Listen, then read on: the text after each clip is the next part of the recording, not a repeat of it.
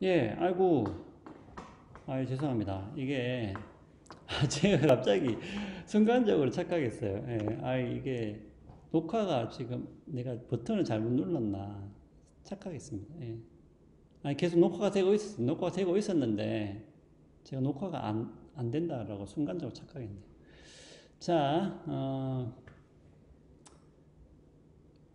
그, 이제 이거죠.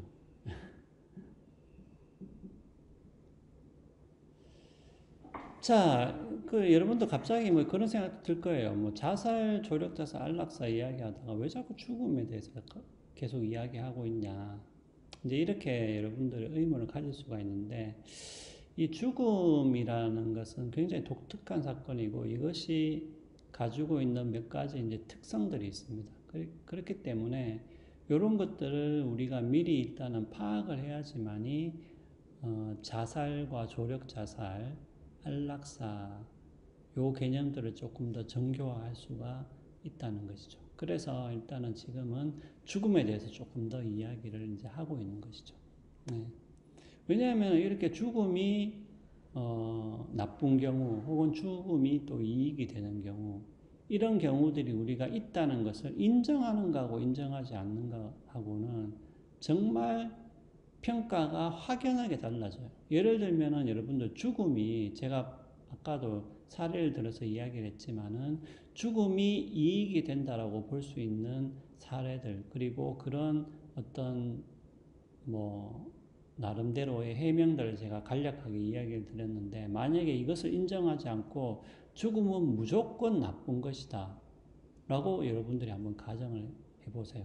그러면은 자살과 조력자살, 안락사가 어떻게 되겠습니까? 죽음이 무조건 다 나쁜 거라면 좋은 경우가 이익이 되는 경우, 나쁘지 않은 경우가 단 한 경우도 없다라고 한다면 그러면은 자살과 조력자살, 안락사에 대한 평가도 확연히 달라지는 것이죠.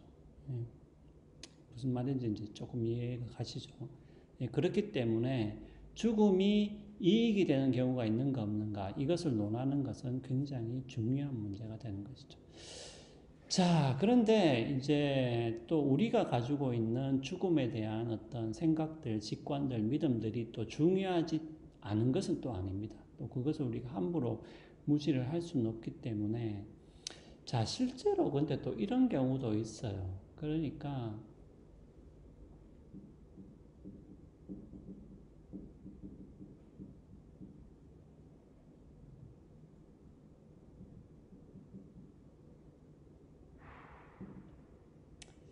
우리가 고통을 경감한다, 고통을 덜어준다, 혹은 고통을 중재시킨다 라는 측면에서 우리가 죽음이라는 게 어떤 이익이 된다라고 말을 할 수가 있는데, 근데 문제는 사실은 우리가 또 이런 부분도 있거든요. 그러니까 우리가 이렇게만 이야기를 하면은 이것이 우리가 현실하고 반드시 맞는 것이냐 하면은 또 그렇지 않은 부분도 있어요. 왜냐하면은 이 고통 경감이라는 부분을 생각을 한다면은 뭐 막말로 그러면 죽는 사람이 지금보다 훨씬 더 많아져야 되는 것 아니냐라고 생각을 해볼 수가 있죠. 예, 있습니다. 그것은 예를 들면 우리가 경제적 사정이 굉장히 나빠져서 많은 사람들의 삶의 질이 떨어지고 지금처럼 코로나로 인해서 많은 코로나가 훨씬 더 전파력이 강해가지고 우리나라도 미국처럼 뭐 몇만 명이 죽는다. 또 뭐 하루에 몇만 명씩 확진자가 생긴다. 라고 한다면은 우리가 겪는 고통은 지금보다 훨씬 더 증가하겠죠. 예. 근데 그렇게 본다면은 뭐 이렇게 살고 싶지 않다. 그냥 뭐 죽지 뭐 이렇게 생각할 수도 있는 것이고 죽음을 고통 경감의 하나의 방법으로서 사용을 할 수도 있는 것인데 실제로는 우리가 상당한 고통을 겪는다 하더라도 사람들이 잘 죽지를 않죠. 예. 또 그것이 현실이기도 하죠, 실제로. 예. 자, 그 말은 뭐냐 하면은 우리가 고통을 경감한다는 것을 부정하는 게 아니라 여기서 중요한 것은 죽음이 고통을 경감할 수 있다라는 것을 부정하는 것이 아니라 이 우리 삶에는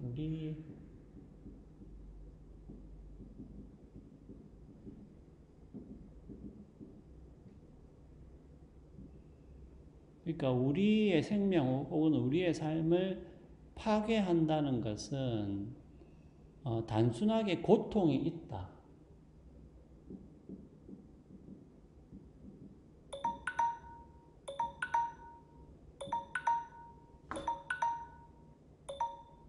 그러니까 단순하게 우리가 고통이 있다는 것보다 우리의 삶이 파괴되는 것이 훨씬 더 나쁘다.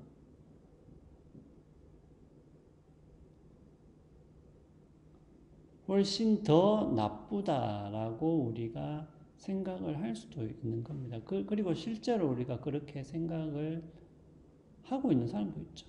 예.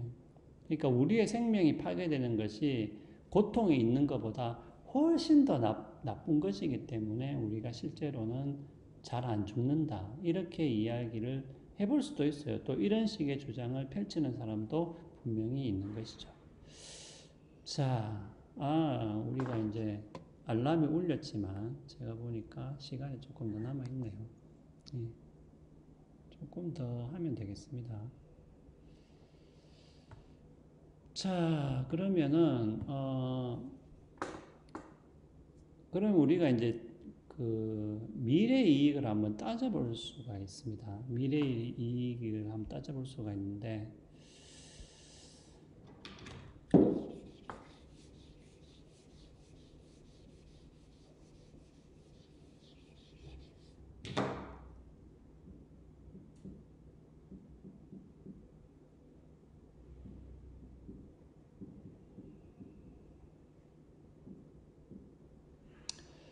자, 그러면은 우리가 이제 요게 첫 번째고, 이 두 번째는 당연히 우리가, 그거겠죠? 이쪽이 더 큰 거겠죠?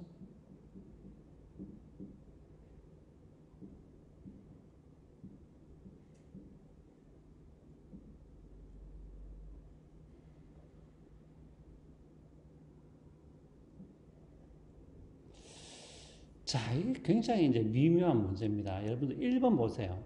1번을 보시면, 우리는, 물론 뭐 미래라는 것을 우리가 뭐 확실히는 알 수는 없죠. 없지만은 우리가 그래도 어느 정도 예상을 할 수 있는데, 만약에 여러분들이 내 삶에서의 미래 고통이 미래에서 얻을 이익보다 훨씬 더 크다라고 예상을 할 수가 있잖아요. 그럴 수도 있잖아요. 어떤 사람의 삶 같은 경우에는.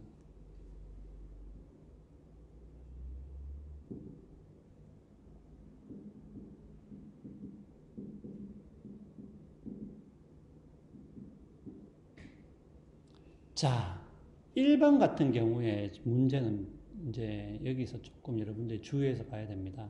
그러면은 미래 고통이 미래 이익보다 훨씬 더 크다라고 우리가 실제로 예상을 했다 하더라도 그러면 죽음이 정당화되느냐? 어때요? 예. 사실 죽음이 정당화된다라고 우리가 반드시 이야기하기는 어렵습니다. 맞죠? 예. 그것은 우리가 앞에서 이야기한 것과 비슷한 원리예요. 예. 왜냐하면 실제로 우리가 뭐 지금 지구 온난화도 심해지고 뭐 앞으로 뭐 그러니까 여기서 중요한 것은 여러분들 1번 같은 경우에 미래 이익이 없다는 게 아닙니다. 미래 이익은 있어요. 있는데 얻은 것이 더 크냐? 맞잖아요. 얻은 것이 더 크냐고 물었을 때 미래에 우리가 당할 고통이 이익보다 훨씬 더 크다라고 말을 할 수도 있잖아요. 그럼 우리가 그렇다고 해서 죽음이 정당화되냐? 꼭 그런 것은 아니죠. 사실은 우리가 이거는 여러분들도 가만히 생각해 보면 그래요. 그럼 여러분들이 1번이라고 생각했다고 해서 여러분들이 그러면 오늘 당장 그러면 나는 죽을래 이렇게 해서 죽는다고 해서 그 죽음이 곧바로 정당화가 됩니까? 여러분들 스스로도 그렇게는 생각 안 할 거예요. 예. 그러니까 여기서도 그렇다고 해서 죽음이 정당화되지 않냐 그런 것도 아닌데 이거는 반드시 정당화된다고 말하기가 힘들다는 것이죠. 근데 2번도 재밌어요. 그러면 우리가 미래에 우리가 겪을 고통보다 훨씬 더 클 거다라고 예상할 수도 있고, 그러니까 거꾸로 예상할 수도 있잖아요. 자, 그러면 여기서 중요한 게, 그러면은,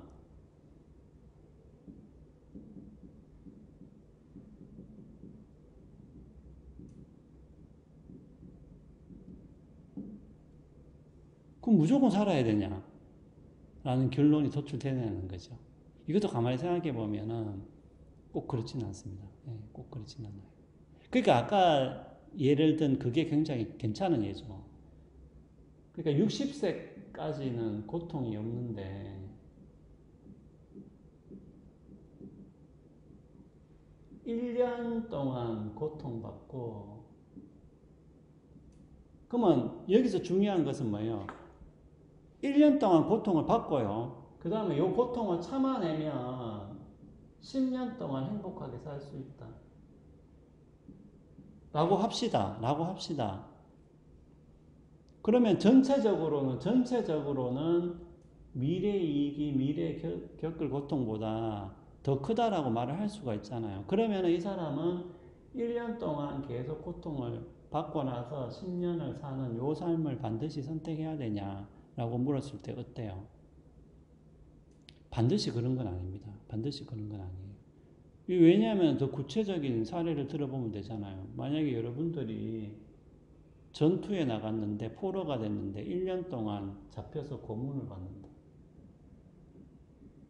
근데 요 1년을 참으면은 만약에 여러분들이 하여튼 뭐 구출되어 가지고 10년 동안 행복하게 살 수 있다고 했을 때 요 1년 동안의 고문을 반드시 여러분들이 참아내야 되는가라고 물었을 때는 역시 뭡니까? 역시 물음표죠. 예, 역시 물음표죠.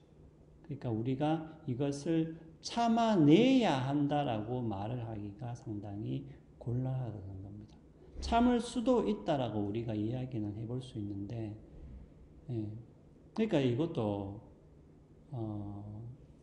굉장히 이제 중요한 포인트 중에 하나죠. 그 말은 뭐냐면은 미래 이익이 반드시 크다고 해서 무조건 살아야 된다라는 이런 결론이 도출되는 것은 아니라는 것입니다. 자, 그러면은 조금 더 남았는데, 예, 바로 이어서 해보도록 합시다.